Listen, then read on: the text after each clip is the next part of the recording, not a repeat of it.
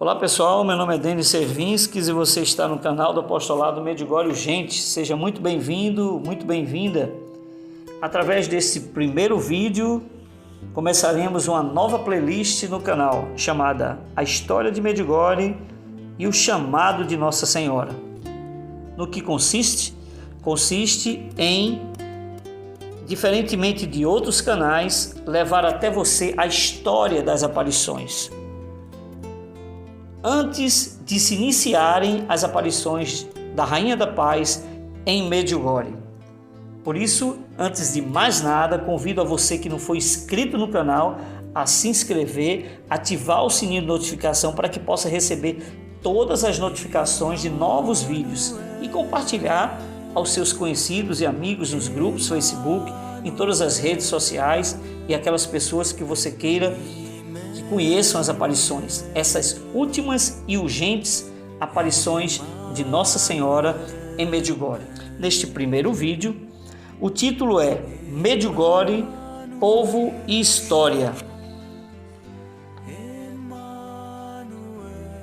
A paróquia de Medjugorje situa-se na região ocidental da Bósnia-Herzegovina, ao sul de Mostar, no 43º paralelo à semelhança de Assis.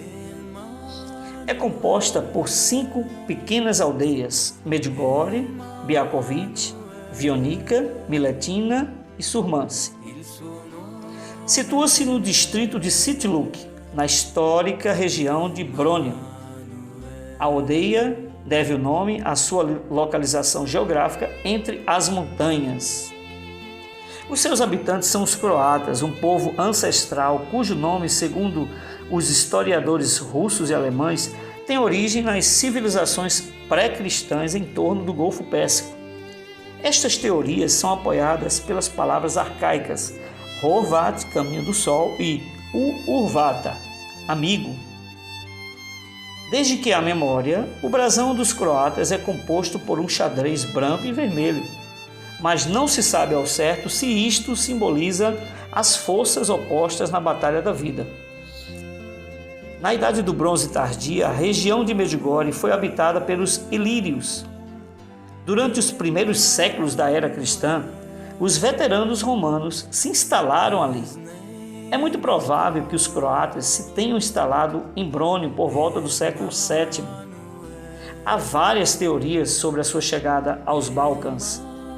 A teoria que mais chamou a atenção foi a de que os croatas, segundo o imperador de Bizâncio e historiador Constantino Porfirogenata, tinham fugido dos hunos no leste e chegado à atual Cracóvia, onde estabeleceram o seu estado, a Croácia Branca. Os antigos croatas atribuíram cores às várias regiões do mundo, e a cor branca significava o Ocidente.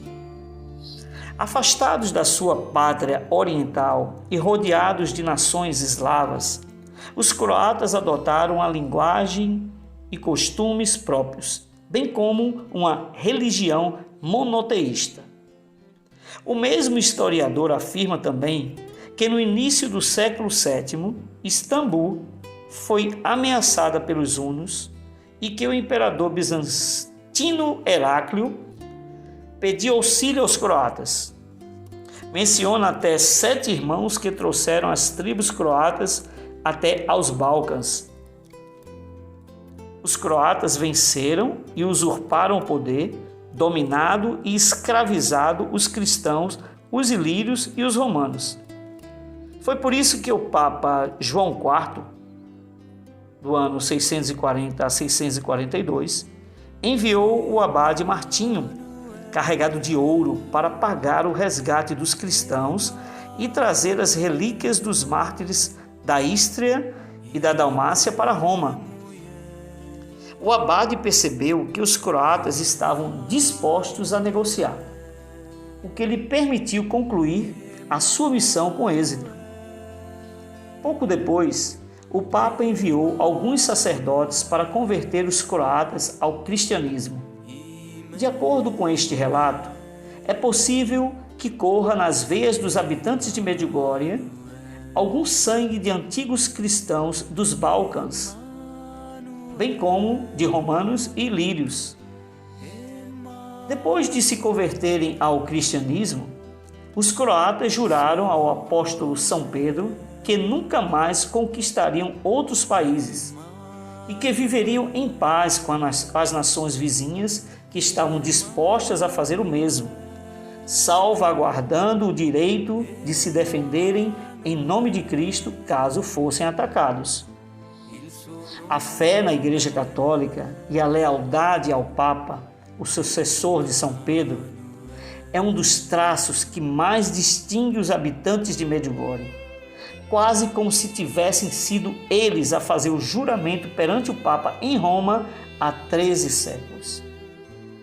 Em 1054, durante a expansão do cristianismo nos Balcãs, aconteceu o cisma que deu origem à Igreja Católica Romana e à Igreja Ortodoxa Oriental.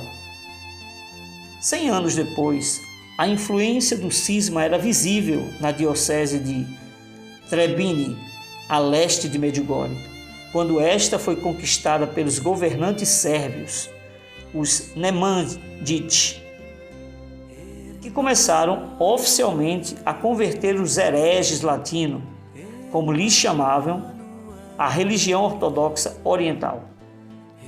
Foram o sacerdote e historiador Dublian e o monge Teodósio que relataram o acontecimento. A Igreja Ortodoxa obrigava as pessoas a se batizar de novo, enquanto a Igreja Católica aceitava os dois batismos. Esta prática se manteve durante toda a Idade Média, quando era muito vulgar que um soberano decidisse a religião do seu povo. Cuius, Rugio ius religio, consoante o rei, assim a religião. Não é de admirar que durante o reinado do imperador Dušan, o Poderoso, os católicos tenham sido forçados a se converter à Igreja Ortodoxa Oriental e que os súditos do imperador continuassem a vender os padres croatas como escravos e a queimar as igrejas para aniquilar qualquer traço da sua cultura. Os croatas, que no século XII não tinham um rei ou um estado poderoso, defenderam a sua fé com todas as forças. Rezaram, jejuaram e fizeram a promessa a Nossa Senhora para que intercedesse por eles junto de Deus. Fizeram peregrinações a Roma para pedir auxílio ao Papa. Até o grande poeta italiano Dante usou a expressão devotos como peregrinos croatas. Podem-se encontrar vestígios dos tempos conturbados da Idade Média nos túmulos de Medjugorje e arredores. São os chamados stele. Há cruzes com a forma humana, com os braços erguidos em oração, esculpidas em muitos deles. A natureza humana dos autores é demonstrada pelas inscrições que se encontram em algumas cruzes. Por favor, não me pises. Outrora eu fui igual a ti. Um dia serás como eu. Ou, há muito tempo que jazo neste lugar e aqui continuarei por muito tempo.